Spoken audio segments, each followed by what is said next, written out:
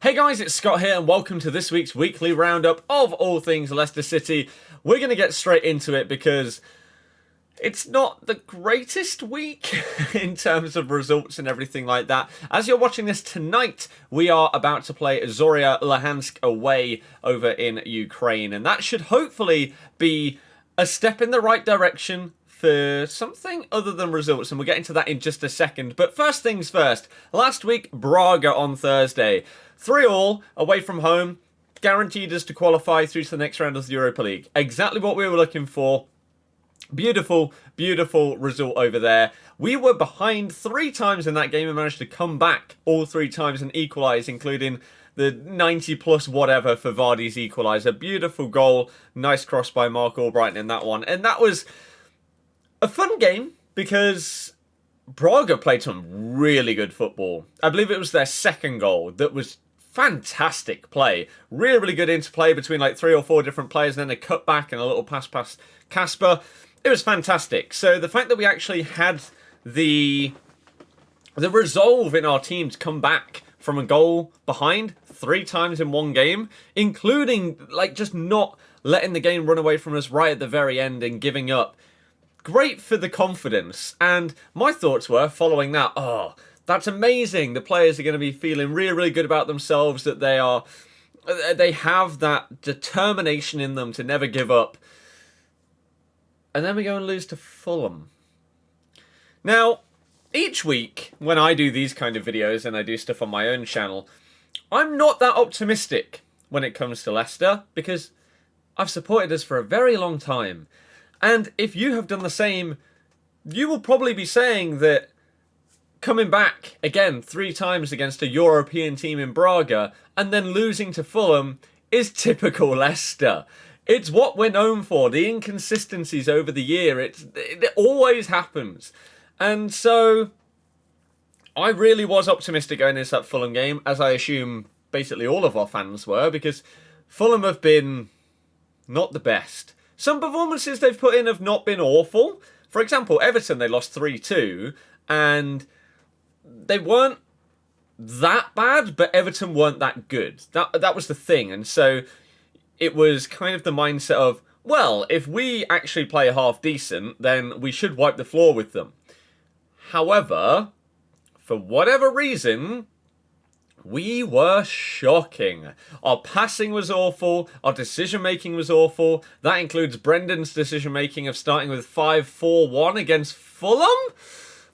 Why? We started the second half with a 4-1-4-1 and we looked so much better. So much better with Under and Barnes on the wings. Under looks like a fantastic player, by the way. He always is looking forward. Always trying to either beat a man, whip a ball in, do a 1-2. The guy is always forward thinking, and I love that in wide players. Absolutely love it, because you see certain players that don't really dare to go and try and beat a man or do anything like that. Under's first thought, how can I progress this ball? How can I start an attack here? And I want to see him starting more and more and more based on his performances that he's put in so far this season. Again, he's always looking to get involved. And so we looked so much better when those two were on the pitch, and obviously we did get a goal back, but Anguissa against us ran the midfield, and the 5 at the back just didn't work at all. I don't know.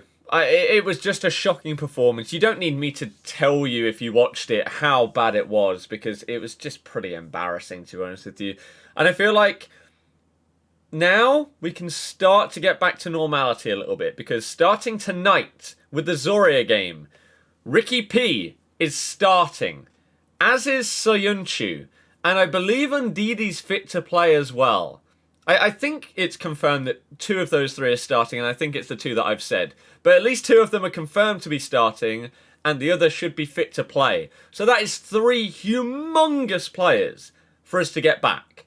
3 starting 11 players, all coming back in the space of a week, is monumental for us. And so for them to get some solid minutes tonight, ahead of our next game against Sheffield United, vital for us. And getting Ricky P back in the team is going to be huge. Soyuncu, I would love to see him play with Fofana next to him. But in a 4 at the back, I just don't see Brendan doing it in the future. I think that he'll probably play 5 at the back at first with Johnny as well.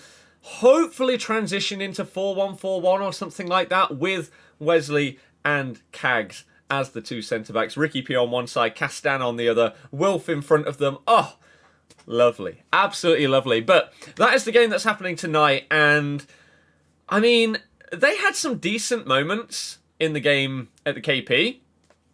In the first half, particularly, they actually looked like a good team for chunks of the first half. But our quality did shine through, and hopefully today is going to be the same.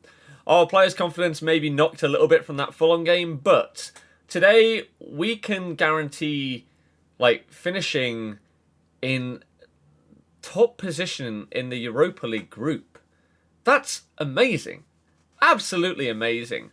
So we can do that now, and hopefully will, and then we can just chill in the last game, play basically our reserves, and let them just get some minutes in European football and rest our players ready for the Prem and then the next round of the Europa. So today should be a simple game, but the same would be said about Fulham. So it's hard to say. And then on the weekend, we have got Sheffield United. Now, Sheffield United are awful. Absolutely stinky right now in the league. I believe they're still only on 1 point after 10 games played for them. Awful. Just a shocking team. If we don't do anything other than smash them, I mean, it will be hard to take.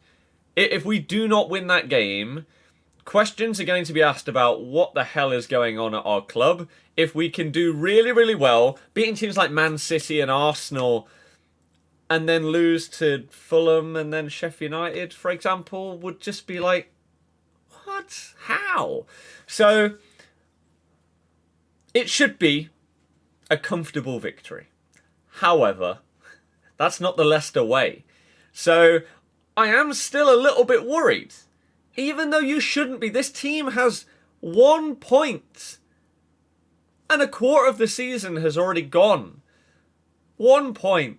So, we should get back to winning ways. And that should put us in a comfortable position in the table. I mean, we're still doing very well right now, aren't we? Clearly.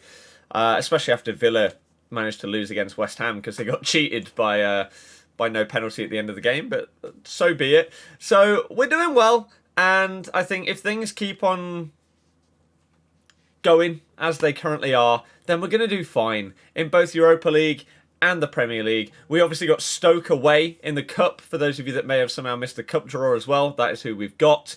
So, again, that should be a win. Depending on what kind of team we put out, we should be beating that kind of team. And it is awesome to be in that mindset nowadays. You say that 6 or 7 years ago, you'd expect to lose against Stoke if you get them in the Cup, right? Established Premier League team. Whereas now, the tides have turned and we are now this team that is trying to bully their way into the top 6 each season now. It's crazy how much progression we've had in such a short span of time. It can take teams decades and decades to go from, again, just a championship team to an established Prem team. But we're now sort of, let's not take that long. Let's just get on with it. Let's just push and become this sick team. So I think some people do need to calm down a little bit when we do have a loss against someone like Fulham. It isn't the end of the world. Because look at where we were a few years ago, right? We were in League One like 10 years ago. And we can't be that upset at being like 4th in the Prem. I mean, yes, you should be picking up those points, but you've also picked up points where you didn't expect them. Again, Arsenal, Man City. Right, our first win at Arsenal in however many years, 40-something. It's crazy. So, this season's been a little bit topsy-turvy so far, but hoping for 2 good results in our next 2 games, and hopefully the next time I do one of these videos, it's going to be after 2 solid performances. But that is going to be it for today. Hopefully you did enjoy it. I'll see you guys next week. Goodbye.